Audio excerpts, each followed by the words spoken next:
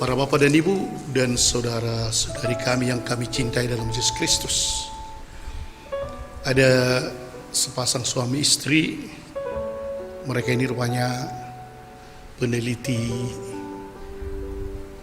biolog, ya, binatang-binatang, khususnya yang berhubungan dengan lautan.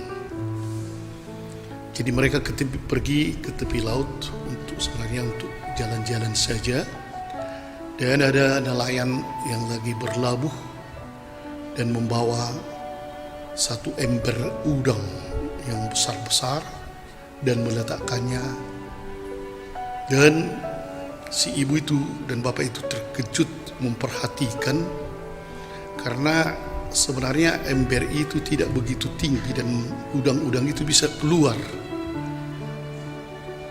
bisa lagi masuk ke laut. Tapi ketika satu udang naik, yang lain akan menjatuhkan dia. Begitu terus, sehingga satu pun tak bisa keluar karena asal ada naik, jatuhkan. Dan mereka meneliti, rupanya ada di situ dalam arti tertentu kecemburuan yang luar biasa akibatnya. Membuat akhirnya semua tidak selamat karena ada kecemburuan. Pada hari ini, para bapak dan ibu dan saudara-saudara sekalian, kita dengarkan bagaimana Yesus kembali ke kampungnya, Nazaret. Memang dari Nazaret, seperti Betlehem dan juga Galilea, orang Yerusalem pun orang kota.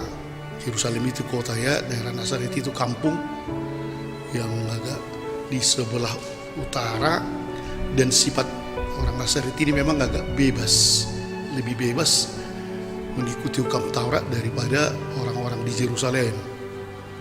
Dan orang Yerusalem sangat berpikir bahwa tak mungkin seorang nabi atau seorang yang luar biasa datang dari daerah Nazaret. Ketika Yesus sampai di kampungnya dan dia mulai, di mana-mana dia sebenarnya sudah berkhotbah, ya, dan mengadakan tanda mukjizat, dan dia mulai berkhotbah di Bait Allah atau di sinagoga, ya, di rumah ibadat mereka. Semua takjub, kawan-kawannya, teman tetangganya takjub. Tapi takjub diiringi kecemburuan seperti udang tadi.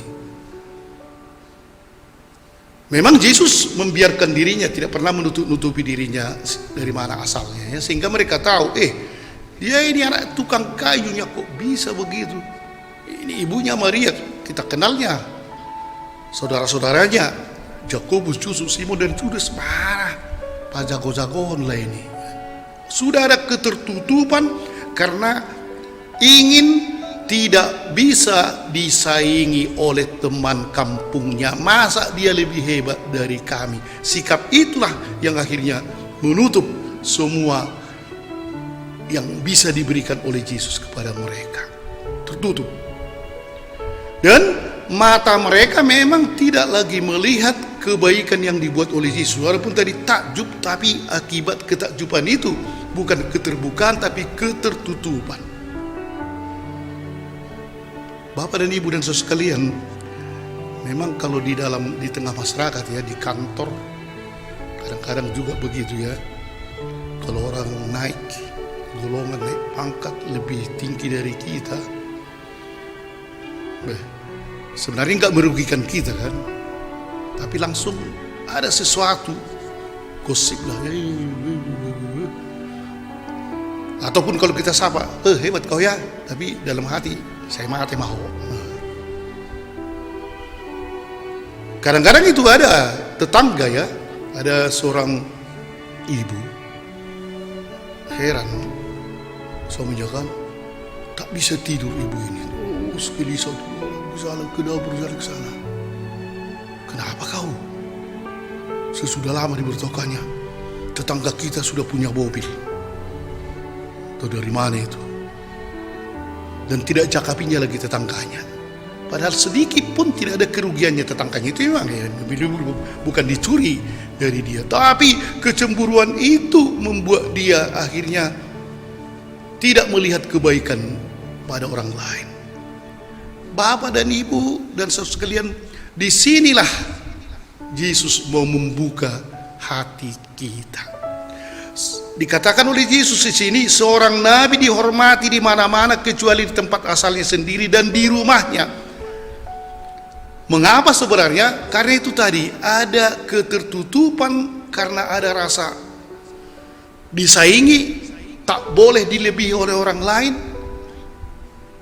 Kadang-kadang justru di tempat kita atau di komunitas kita, di lingkungan kita sendiri, di rumah tangga kita, menjadi hal seperti ini membuat akhirnya tidak bisa berkembang.